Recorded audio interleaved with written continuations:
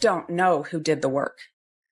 You heard that any of that information is redacted. We don't know who did the work. It's a giant secret. We know that by the time the FBI gets involved, the profile, the text file, that's a snip to use to try to identify somebody is more than twice as big when it gets to the FBI from Othram. We don't know how. I've got an itch I can't scratch, I'm missing a piece that completes a whole part of me, an open wound scar to see. Everybody come here, gather round, welcome to the freak show, the best in town. I have what I believe to be an awesome stream lined up for everyone this evening. I had seen a YouTube comment that said, Birdie, I know that you're really not somebody that just goes into the documents and you dissect them, but it would be interesting if you gave your take on a few documents. And it got me thinking, because there is a document that talks about somebody who put on their uncle's ATF jacket and hat and walked into 1122 King Road when the bodies were being removed, and apparently said that it looked like everybody was double tapped, that it looked like somebody deer hunted inside of an apartment, and that there was a blood trail on the second floor going to the bathroom, and quote, he didn't make it. So I went back to that document, and I could tell you that one of my favorite things that happens to me is when I'm looking for one thing and then something just randomly pops out and it sends me down this whole different rabbit hole. And that document connected me to Gunderson and him canvassing the Queen Road apartments. And then it connected me to Gun Rack Guy. Okay, everybody, if you've been following the Idaho 4 case, you know about the sound of a gun racking at 3:45 a.m. I'm going to be breaking this down this evening, so buckle up. It blew my mind. I hope that I have the slides prepared with enough visuals to help you all wrap your head around what I saw.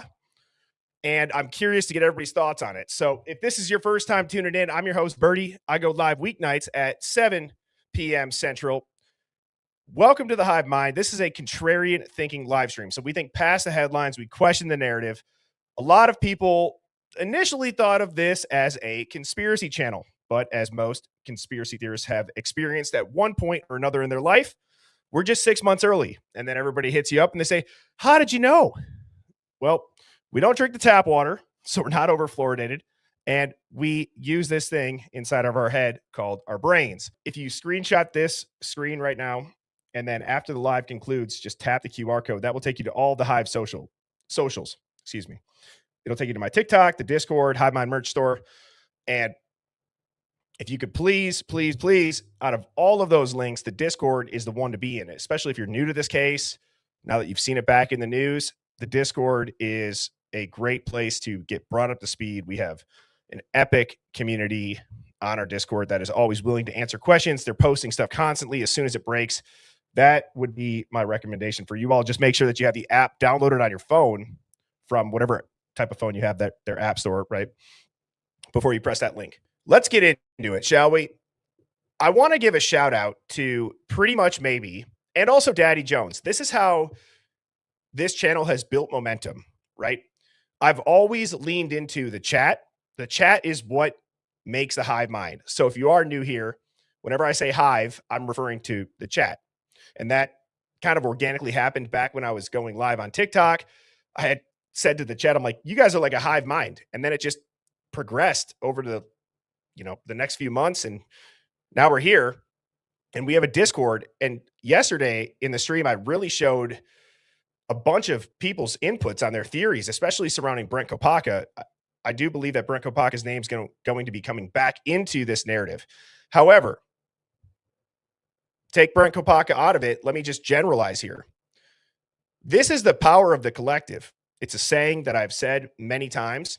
It is like-minded people that are coming together in search of the truth. We can disagree along the way. We can debate along the way. But at the end of the day, we all have the same goal. And that's what's important. And you only get to that point if you allow disagreement to happen in real time, right? There has to be a level of intensity to the truth. So you can't just shy away from it, whether you're in the chat or whether you're sitting right here in my chair. You got to lean into it. Why are people disagreeing? Why are people thinking that? You got to ask that question, and you got to be okay with either being wrong, which is hard for a lot of people to do, or you have to be able to be okay with, let me go back and double check my work. And so when I was showing these posts from our Discord, Daddy Jones was talking about how if Brian Koberger flipped on everyone, or why Brian Koberger hasn't flipped on anyone, excuse me. And then at the end of this was talking about the sheath being planted. And pretty much maybe, I'll put this full screen. When I was editing, I randomly saw this comment. Pretty much maybe says, it was planted by the guy in the fake FBI jacket, which is supplement number 0173 in the ISP, or the Idaho State Police reports. And it sent me down a rabbit hole. And I was texting my mods, and I was saying, we got to go back and we got to look for people in news reports, like long before the crime scene photos came out. Let's go look at early broadcasts. Do we see anybody that's a one-off character in an ATF jacket? Right? Apparently this guy's uncle was in the ATF and he wore his old jacket and hat and walked into the crime scene. I'm going to be getting into that whole document if you're not familiar with it. So that's not really the point that I'm making as far as the details of it right now. Give me a couple of slides. The point is this. I started looking to see if I could find somebody in an ATF jacket. Looking through all this old footage. I'm dissecting the document. And I remembered that Officer Gunderson canvassed the Queen Road Apartments on November 13th. I've shown that on the stream before. So I started rewatching that because I could have sworn that somebody had said their boyfriend went hunting, which is mentioned in the same report that this ATF jacket is mentioned in. Okay. So any comment in the chat, and pretty much maybe gets a goated award. Any comment in the chat, it'll catch my eye and it'll make an entire stream, which is awesome. It's absolutely awesome. And so I have shown this report on the stream before. The original stream that I talked about this was on August 20th of 2025. I will put this full screen because originally I was really going deep down this theory of there could have been somebody shot, right? And this report talks about victims being double tapped. We know that the weapons don't really match the scene. There could have been two weapons. And if someone, if someone says that they were double tapped in the context of a homicide investigation, it usually means the victim was shot twice in rapid succession. Okay. And so you can see my notes down over here where this gentleman had described the crime scene as shooting a deer inside of an apartment building. He made no mention of anyone being stabbed. And you can see here, he's saying that all of the victims were double tapped. Well, then as you continue to read, which I will just pause here and let me read this whole report if you haven't heard it. Okay. So Michael Van Leuven was the person who submitted this Idaho State Police report. This was on November 22nd of 2022.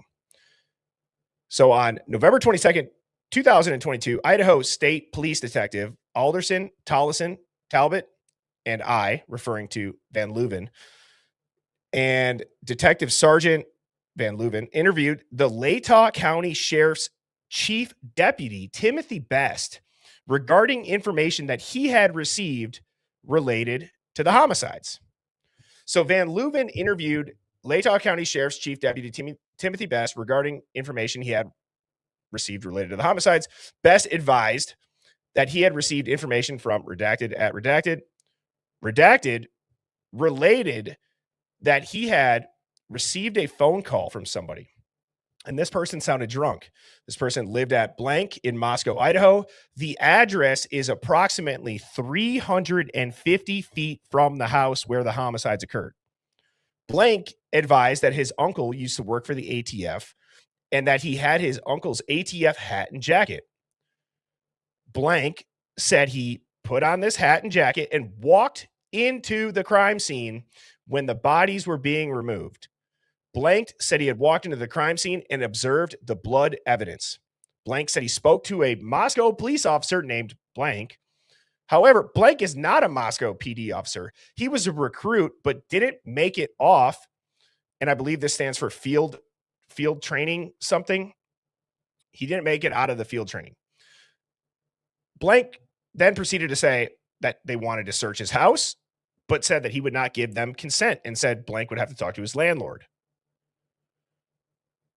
He then described the crime scene as shooting a deer inside of an apartment building and further told Blank that he was, listen to this part. Blank further told Blank that he was outside of his house getting ready for a hunting trip when he heard a car starting up at approximately 3:45 a.m. on the morning of the homicides and saw a car come from the area of the homicide and drove past his house. He had no vehicle description other than it was a car. Blank told Blank that all of the victims were quote unquote double tapped in the house, and he made no mention of anyone being stabbed. Blank described a blood trail in the house that led toward the bathroom, but he didn't make it. Blank said he went hunting that day near Deary with a man named Blank. Blank said there were reporters near his house setting up to shoot video and that one of the reporters backed into his vehicle. This interview was audio recorded. The recording was later placed on a disc and the disc will be transferred to the MPD. Nothing further. Now, just to give some clarity on this, because I'm going to show video clips, I'm going to show diagrams. I went pretty deep on this, okay? I went pretty much as deep as I could, randomly stumbling into this thought process. All right, but this is the document that made me question Gun Rat Guy. So it sounds like what had happened is somebody received a call from another person. Okay, so let's say that my phone rings and I get a call from Discord Dawn. Discord Dawn tells me everything that I just laid out in the report. I'm like, oh my God, what? You really went to the crime scene? Yada, yada, yada. This is what the victims look like. You saw a blood trail. They look like they were double tapped. They weren't stabbed. I then would take that information after Discord Dawn called and told me that, and I called the sheriff, and now the sheriff is reporting what I had said. Okay, so that's how this report is reading. Just to clarify, does that make sense to everybody? Type a 1 if you're following, because it took me a little bit to realize that it's a second person, like it's in second person telling the sheriff, and the sheriff is the one being interviewed, passing along the second person interview. Okay, you guys got it. Good. Sweet. Just wanted to make sure. So I'm going to play this. Okay, let's remember the parts where it says Blank said that he went hunting that day near Deary with a man named Blank, and that this person was outside at 3:45 in the morning. All right, so I'm going to go ahead. I'm going to play this. This is Officer Gunderson, and when he was doing a canvass of the area on the 13th. I will go ahead and play this audio.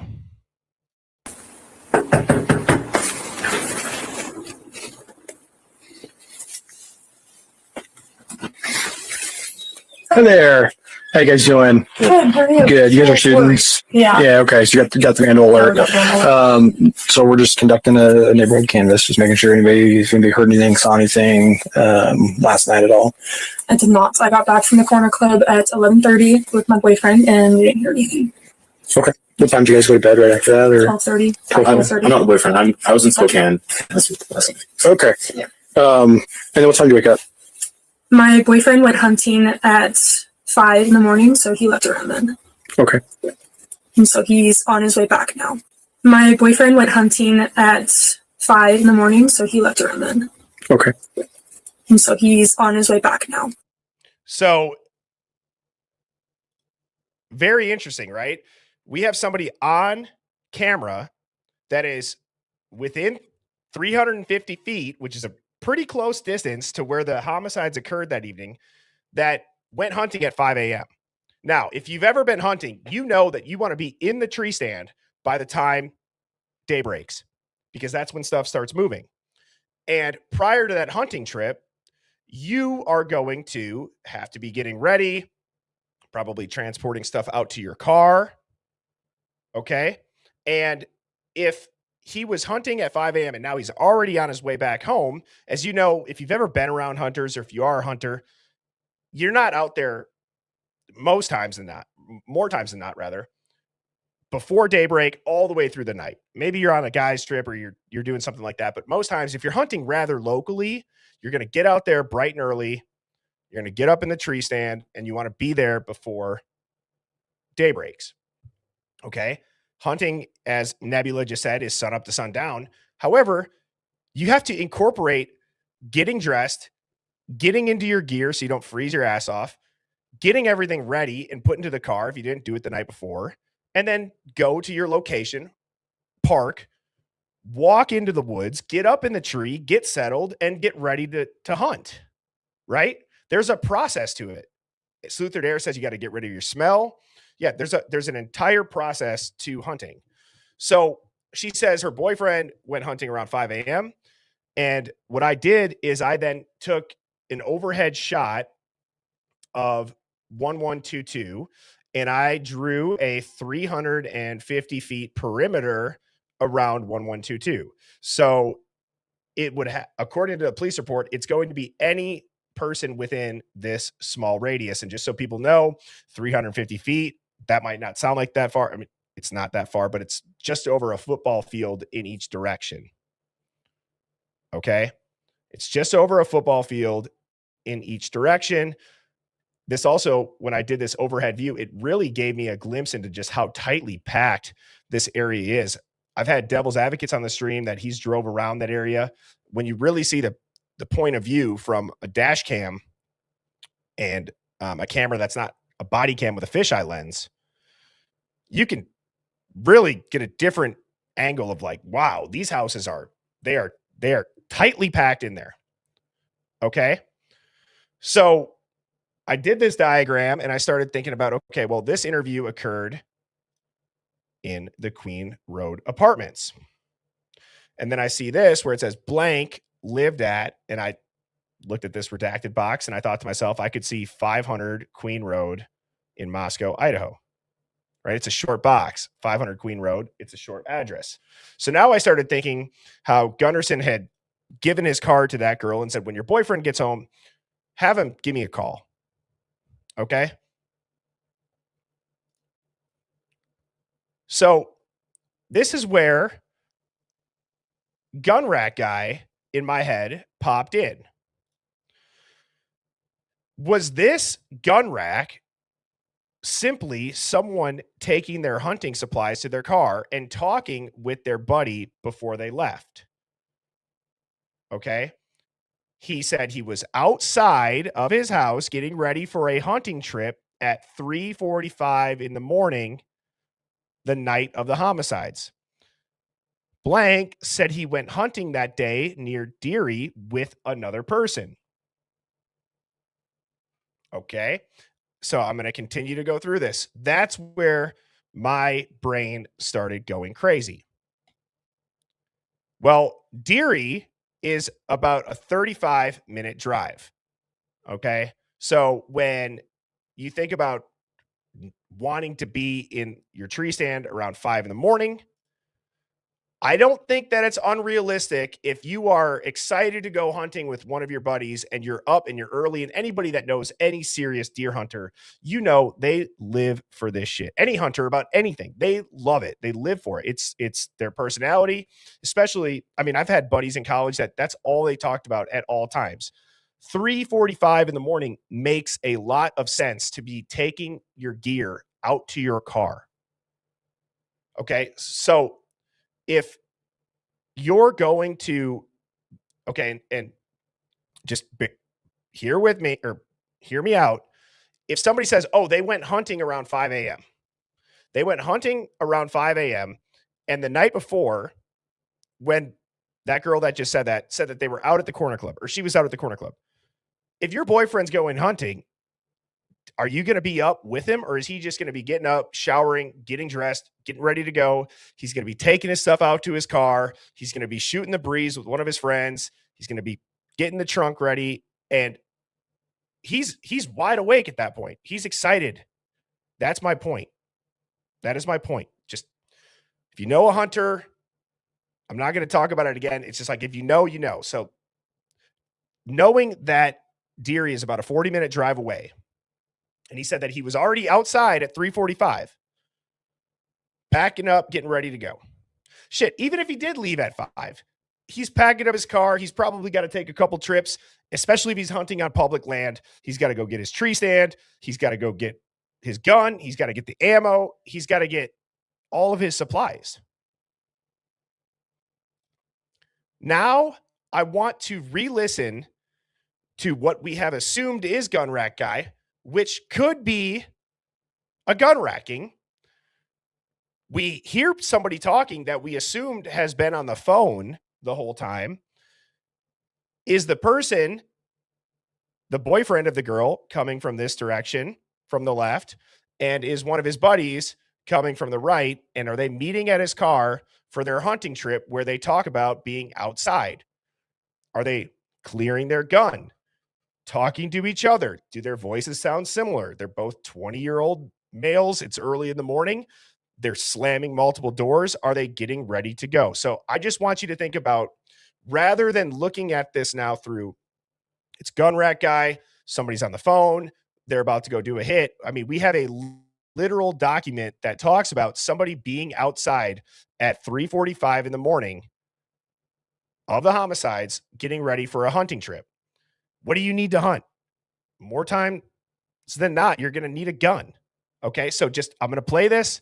You tell me, after hearing what I just said, if now you could picture two guys getting ready to go hunting.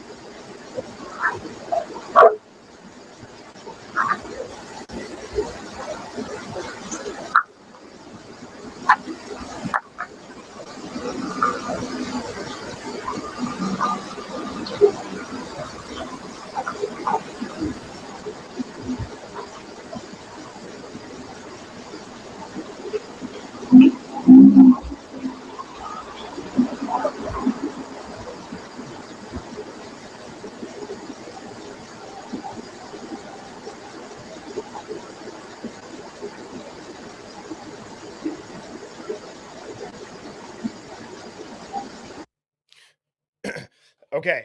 And I just saw somebody say, why is the video so loud and Birdie's voice is not as loud? It's because I have this volume turned all the way up because I know not everybody listens with headphones in. So I'm trying to help you guys out so that you can hear it easier.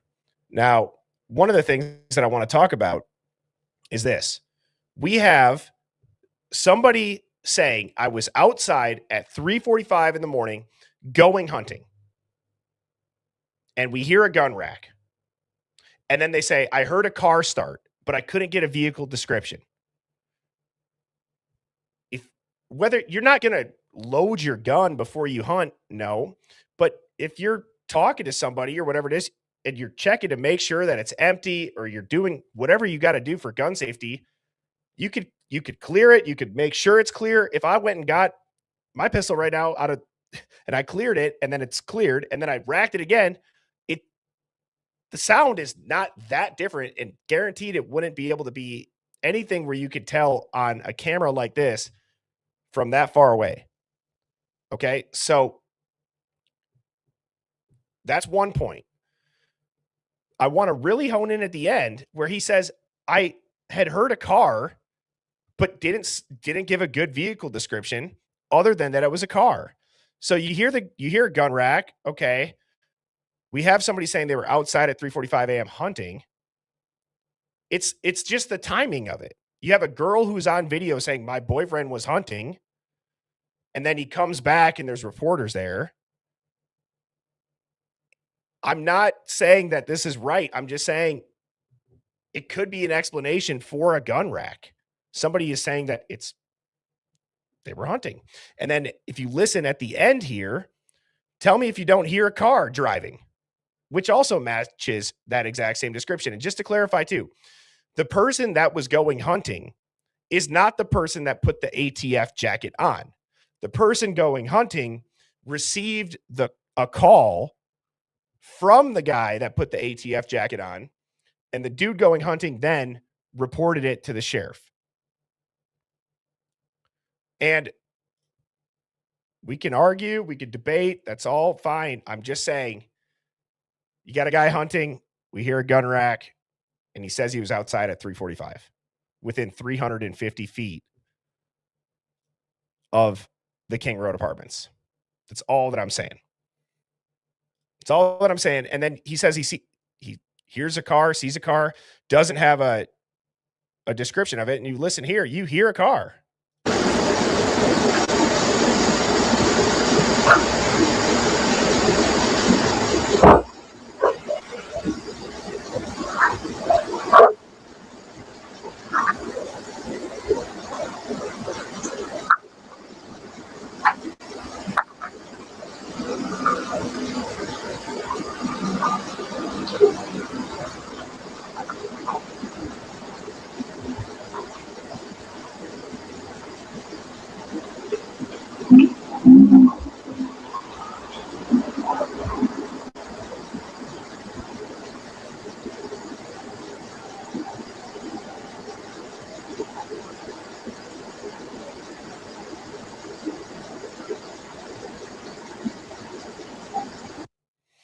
Now, I'm not saying that this couldn't be an amazing cover story. It couldn't be too convenient. I've seen the comments. My point is this. Really, a lot of people have just talked about this guy who put an ATF jacket on and went into the crime scene. Nobody's really talked about the rest of that report, because the rest of the report is about the guy who received the call and called the sheriff. And the guy that called the sheriff said, I was outside at 3:45. I heard a car. I was getting ready to go hunting. Went hunting in Deary. It's 45 minutes or 40 minutes away. And he's out there at 5 a.m. Right? Similar to a lot of the other things with the audio and the video, no one's really come out and told us what it is. And with a lot of the posts and just in general, the narrative around this case, they let our minds wander. So we have a time, we have a hunter, and what do you need when you're hunting? A gun. So I don't know. It is what it is. That's just my thought. It's an explanation for the gun rack guy. What I really want to dive into, in addition to all of that, is something else. Okay. I want to know, how is it possible that somebody wore their uncle who used to work for the ATF and put his jacket and hat on, walked into a crime scene when the bodies were being removed? Where is the follow-up interview? There's nothing in the ISP or the MPD documents about the person that had said they did that. Where are the login sheets? Don't you have to sign into a crime scene? Don't you have to have a sheet that says, this is when I entered, this is when I left? Who's watching the damn crime scene? Also, you are impersonating a federal agent. Are there charges brought up amongst this person or against this person? What happened? They just got to play around and dress up and cosplay an ATF agent and just get away with it? And then I started to think, well, what if there's a lot of truth in this report? And that's why they didn't follow up. One of the things that jumped off the page to me, now that we've seen these other crime scene photos and we have all of the DNA testing, what's been tested or what's not been tested, was this part right here where he said the ATF jacket guy said that all of the victims were double tapped in the house and he made no mention of anyone being stabbed. He described a blood trail in the house that led toward the bathroom, but that, quote, he didn't make it. He didn't make it. Second floor, blood trail towards the bathroom. Where was the only dude in that entire house that was deceased found? In the room right past the bathroom, being Ethan. This report, the fact that there's nothing else that follows up on it, it could be one of two things. But especially after reading, there was a blood trail leading toward the bathroom on a second floor, and he didn't make it. When I said there'd be one of two things, it could be one being BS, two being legit, and they avoid it. Well, how would anybody know that there was a blood trail going towards the bathroom on the second floor and that he didn't make it? Unless you went in there. And then why wouldn't there be a report on it? Why would they not follow up with this guy? Well, then they would have to admit either a handful of things. One of the following. They didn't have the crime scene secured. Nobody cared about the login sheet on who was coming, who was going. They let a guy who had an uncle who worked in the ATF wear a jacket and a hat and just go see a bunch of bodies being removed and could have contaminated the scene. That could be one reason, two reasons, three reasons why maybe we don't see that report. But what I'm trying to get at with this report and with this document is this. 3:45 a.m., we hear a gun rack. In this report at 3:45 a.m., he says he was outside getting ready to go hunting. Then the other guy talks about a blood trail on the second floor to the bathroom, and he didn't make it. Ethan was found in Xana's room right next to the bathroom on the second floor. We hear a gun rack on Linda Lane at 3:45. I don't know if there's ever been a report that matches up almost as good as this one on it could have been. We also have to understand for a very, very, very long time, that gun rack we've looked at being nefarious because we've heard these kids were shot. I could be completely wrong, but I've never seen a timestamp within 350 feet of the King Road residence going hunting where you need a gun to hunt. He was hunting with one of his friends. We hear people talking. And then that same guy reports a dude who put an ATF jacket on that we hear nothing about that described a crime scene where people were shot and there's a blood trail. I thought it was worth looking into. I thought it was worth putting out there onto the stream. I hope everybody looks into it. This is not something where it's got to be definitive. I hope you guys are able to take this and run with it. I'd love to know. This is what I would put a request out for anybody in our Discord, or if you guys want to leave it in the YouTube comments. I would love to figure out who, when the guy who put the ATF hat and jacket on, I would love to know who he said he spoke to that he assumed was a Moscow police officer named blank. It's a very short name. And they said, well, blank is not a Moscow officer. He was a recruit and didn't make it off FTO. And then said that they wanted to search his house and he wouldn't give him consent and said he'd have to talk to his landlord. So I'd like to know about those 2 or 3 sentences right there.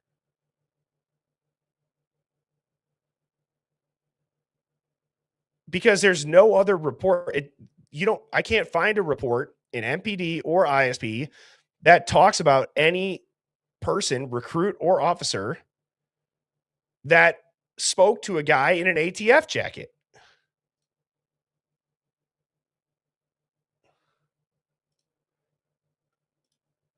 Isn't that a little bit weird that it wasn't followed up on?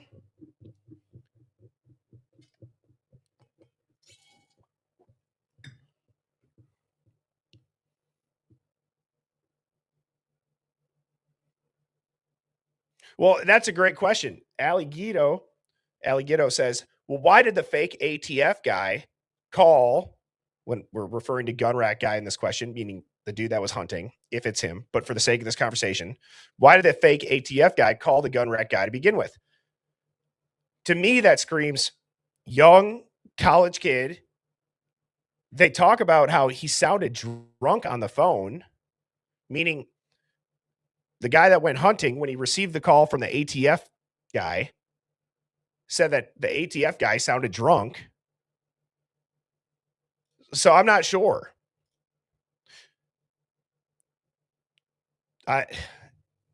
It's a document that deserves more digging, in my opinion, because there's no follow-up on it. Or it could have been the opposite. As somebody said, maybe the hunter guy sounded drunk too, best. But when I read it, it says the sheriff, Deputy Timothy Best, received information from blank at, I'm assuming this is a time and a date.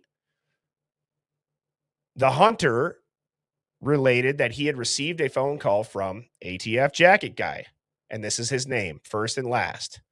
Hunter, meaning the hunter, said ATF jacket guy sounded drunk. They wouldn't redact Best's name. They wouldn't redact Best's name, the sheriff up here, but they would redact the guy who was hunting at that time. So the hunting guy said that ATF jacket guy sounded drunk. I'm assuming this is hunting guy lived at 500 Queen Road in Moscow, Idaho. This address is approximately 350 feet from the house where the homicides occurred.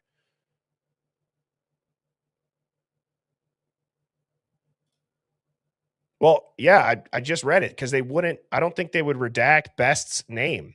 Wouldn't they say that Best said hunter guy sounded drunk? No, they redact the hunter's name and they redact the ATF jacket guy's name. Best's name is not redacted at all. But again, dive into it. They would never redact a sheriff chief's deputy name in a report. And then they just conveniently go talk to the guy's girlfriend. That's right. Yeah.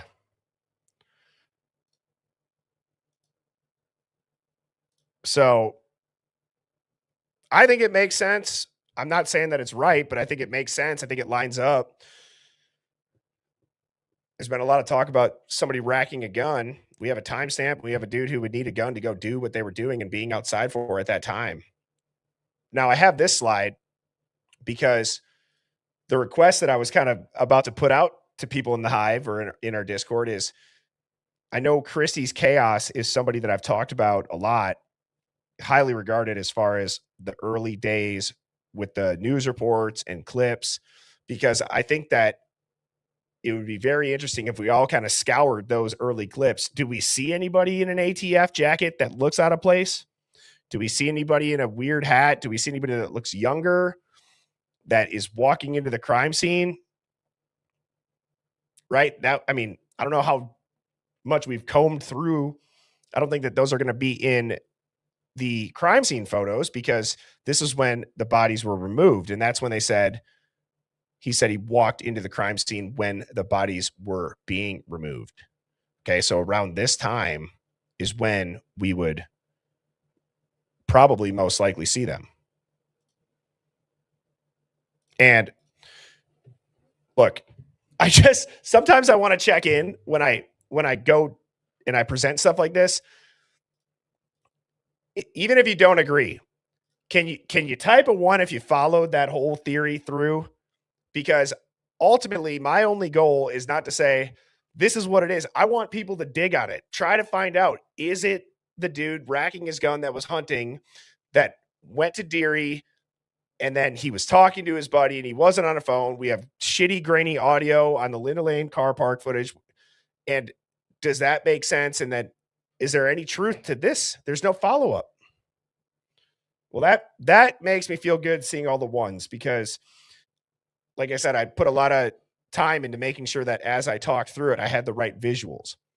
Now we can get into the minutia of that's what this gun sounds like, or you wouldn't do that if you're hunting, because you would do that when you left wherever you're hunting at the first time, meaning clearing and whatnot. But we can get into all that. It really caught my attention, and I felt like it needed to be shared and have a little bit of a spotlight on it. And when I look at this photo then too, guys, let me get this down.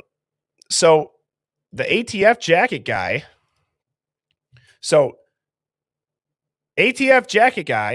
told the hunter guy that all of the victims were double tapped in the house. He made no mention of anyone being stabbed. He described a blood trail in the house that led toward the bathroom, but that, quote, he didn't make it. And it's like, we see along that entire half wall, untested male DNA. We see victims' blood, and the only male that was deceased in the house officially is Ethan. So if this guy was in the crime scene and he talks about going towards a bathroom down a hallway on the second floor, it lines up with the statement, with the report. And there's a lot of other reports that line up a lot less, that hold a lot of weight. So like I said, I'm very, very curious if anybody can find correlating documents. I could not. And I was control Fing looking for all of these names and all of what I thought the names could be and all of the addresses.